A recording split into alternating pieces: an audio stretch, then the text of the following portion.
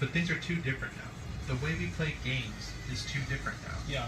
The game didn't seem nearly as hard as they remember. Could never the world.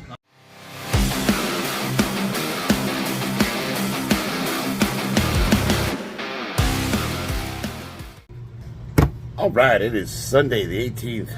I kind of figured out one of the problems of making these videos when I'm trying to do the comparison, like the side-by-side talking. I'm showing you my illustration and I'm talking about stuff. Is I am having difficulty coming up with stuff to talk about lately, so my go-to fallback is the comments section because I can usually find one or two things in there. But I just don't have a lot to update. Work is work. Pretty much doing the same thing, working double shifts for the next couple of weeks.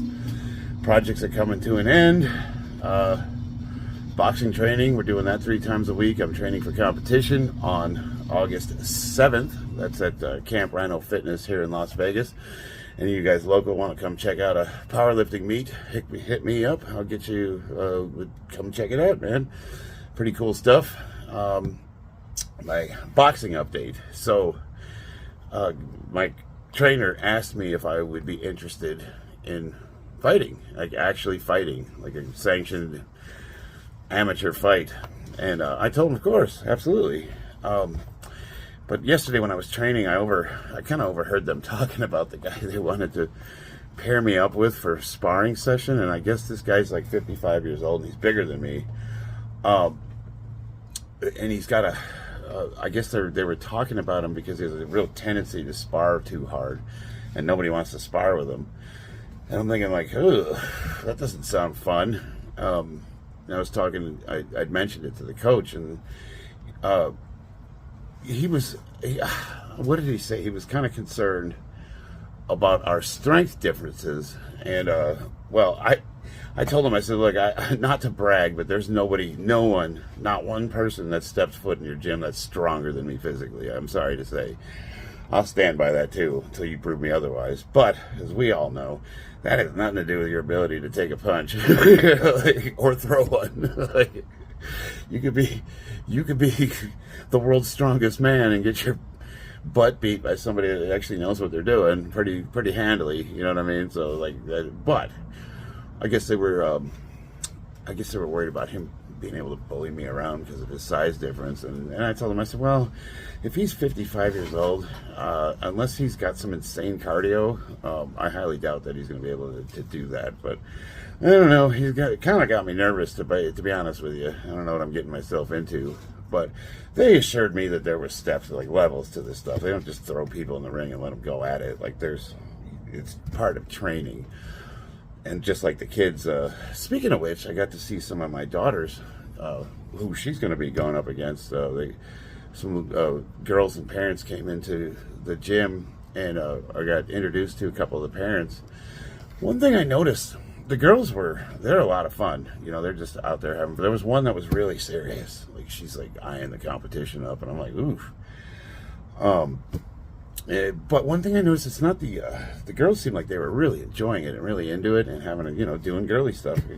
But the parents seem really serious. You know, they're just like, who are you? You know, like I don't know how to describe it. Like they're really invested in the success of their children. And just say I'm not. Like obviously I'm there training with her. But we're trying to have fun.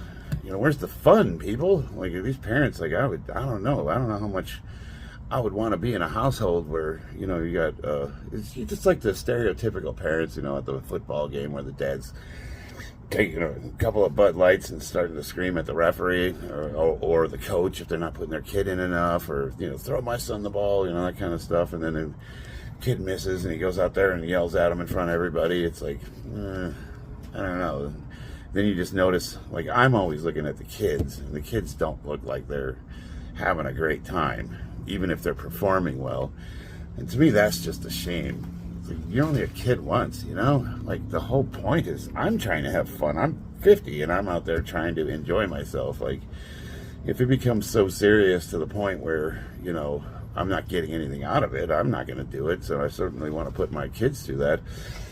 But at the same time, I also want to push them a little bit to, I guess it's a fine line, right? Like, if any of you parents, like, give me a comment. Let me know what you think. Because it's like, on one hand, kids are kids. Want them to be kids. Want to have a good time. But on the other hand, if we don't ever nudge them or, give them any kind of discipline or, strict support, we'll say, they're apt to give up when it gets hard, right? So, like, you kind of got to draw, toe that line between, enjoyable and, when it gets hard, give them that little shove, don't quit before the miracle happens kind of thing. What do you guys think? What are your parenting styles? Like, I'm just a big kid. I'm out there and the kids are having fun and they're having fun with dad, and I'm just like, I'm 12 years old out there with them. But, there's times where I've had to, to say I've never lost it on my kids or gotten angry at them, or, that's just a lie. And they'll tell you there's a time and place for dad, and I think everybody, I don't know, I'm pretty obvious when I'm upset. And that being said, I think with my, I guess you could say management style is like, I don't generally come in, I don't kick the door and yelling and screaming. I will state that I'm upset or unhappy, and then I'll tell why, and then we go from there. So it's not like you're dealing with somebody who's bipolar and you can't ever guess what kind of mood he's going to be in. It's like I'm pretty evenly keeled for the most part. But generally speaking, I'm not an authoritarian or tyrannical type of parent. And I think sometimes I wish I was a little bit more strict. It's hard for me because of my upbringing and how well, I don't, without getting into all that, like, I didn't have a lot of fun as a kid, and I don't want to have my kids go through that. But I think, like, finding that balance, that's what I struggle with. So I'm always interested in hearing from other parents to see how you guys handle your little ones. But that being said, I feel like I'm extremely blessed because I get to participate in sports with my kids, and we all seem like we're having fun, and I know it's not going to last forever. My son's 12, he's going to be 13 soon. He's starting to express, he's starting to turn into a little man, and he's starting to resist and find his own interests. And right now, my daughter and I are best friends, but I know once puberty starts, she's probably going to wind up hating me. I could just imagine that first time she tries to put that little mini skirt on with a tube top, and I'm going to be like, I hate you, Dad. You ruined my life. You are not going out like that. I just wait for that conversation. Oh, man. That being said, I'm doing a construction project downtown Las Vegas, and it's a school. So we're adding on a gymnasium and some other parts of the facility. And the school's in session. Now, these are older kids, but I'm here to tell you, watching those girls go to school and what they're wearing, I was mortified. Like, I'm just like, wow, their parents let them go out like that? How old are these girls? What am I looking at? Like, yeah, that's how they dress. How am I going to fight that? Look, I'm not expecting her to dress like get turned into butter. She got the, or, like a nun or something like that. But at the same time, we need to cover some of those body parts up. That's all I'm saying. Like, it's weird. You get online and you see all these arguments on Twitter about masculinity and the male gaze and how, like, women don't want men. Well, they don't want men they're not attracted to looking at them. First of all, let's get that straight, because if they find the man attractive, it's usually not a problem. But if they find someone they're not attracted to looking at them, it's like they treat it like it's assault. But then at the same time, you look at how they're dressed and you wonder, like, what is it you expect to happen? Like these gym videos where they try to find one man glancing at them while he's looking around, and they're like, I got you staring at me, you creepy bastard. And then she's over there, like, with her legs pinned behind her back, doing stretches on the ground, wearing, like, nothing but underwear. She's like, all these disgusting men are looking at me. And, like, even if you were dressed in a garbage man's uniform with some of the exercise choices you're doing, I'd be looking at you too going, what the heck are you doing? Ugh.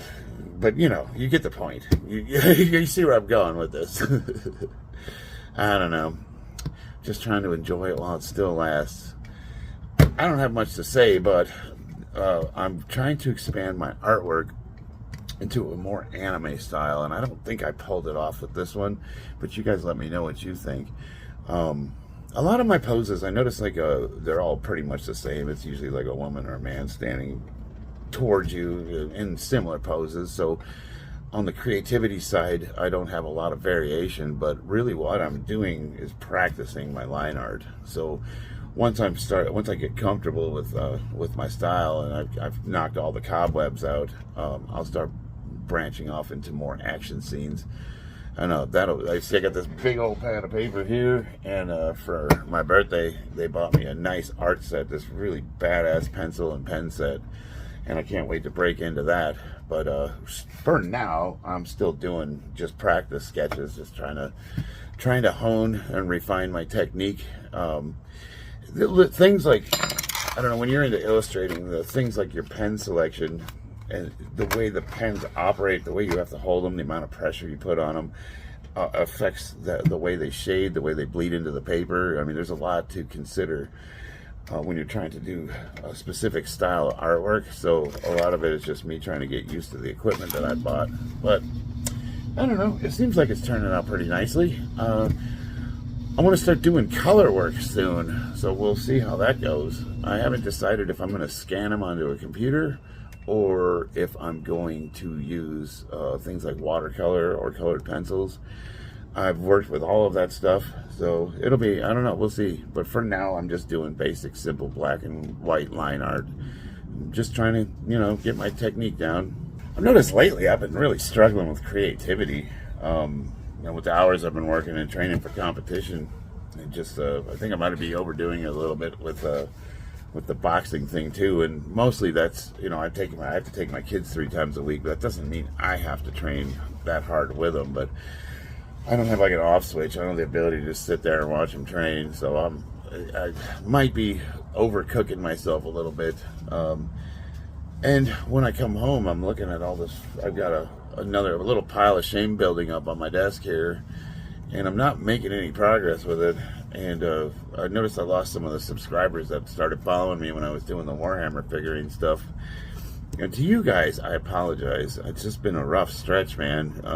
Just been burning the candle at both ends, and this was kind of a way for me to just get back into it. I just didn't have any creativity. So this drawing right here is based off a figurine I saw, this cute little anime model, and I drew it from memory as much as I could, but then I embellished a little bit and just added some details. But I don't have that. I'm just not coming up with ideas, so I'm using other people's art as inspiration, and that's okay. I think if you're an artist and or a writer or any kind of creative endeavor, if you kind of come into a roadblock, taking a little time off's okay, but then it's, I feel like a responsibility to try to create a little bit of content, and sometimes it gets a little bit hard, and that's always the first thing to suffer. I've noticed when I'm tired or frustrated or whatever. I never stop training. That's like a consistent. I've drilled that into myself. Like no matter what, if I'm sick, if I've got broken limbs, like I'm gonna train. If my leg doesn't work, I'll do one-legged squats. So training to me is like it's the same thing as eating or brushing your teeth or taking a shower or whatever else. It's just part of the daily routine. Like that's gonna happen. But it's always the other stuff that suffers. So it's just me trying to get back into it. We're coming up to a little bit of a lull here, where our 3 projects are going to pretty much end at the same time, and we're waiting for another big one to kick off. So it's going to go from feast to famine, to where I have too much to do to not enough to do, and I have some vacation time saved up, so I'm waiting to pull the trigger on that. Now, as far as like how I'm prepping for this competition, besides training wise, like we'll talk about like supplements, PED use, that kind of thing. Right now, I'm pretty much on doctor prescribed, and I got on top of that, was using something called a DHB. Now, talking to older guys that are over 50. Who want to like maintain a decent physique, and maintain strength, but not have a lot of side effects. We're trying to be healthy. We're trying to live long lives. this is a compound that a lot of them turn to in the smaller doses. It's it's akin to like, it's above what you would get prescribed from a doctor for like a TRT, but it's not something crazy that's going to hurt you. But then the problem with that is it's also like this. This is about as close to natural as I've been since I went on testosterone. So I'm not losing, I'm not gaining, and I haven't gone on anything. I've been trying to, but I've ran into some problems with the people that I get my stuff from. There's, do I really want to get into this? Suffice it to say, I'm not on anything like hard at all, and it'll be interesting because this will be the first competition where I'm kind of going into it on nothing but hormone replacement therapy, and what you see is what you get. So, but my numbers are pretty decent. I don't expect to do as good as I did in March, but I should be reasonably close, and I might even be able to break my squat record. Squats are going really well, so we'll see. I don't know. This has been a really weird competition prep, and mostly because of all the stuff that's going on. It's just been super hard to laser focus.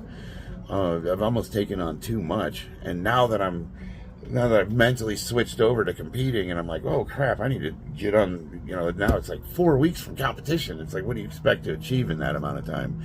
So it'll be interesting to see what happens when I show up, because I'm doing it.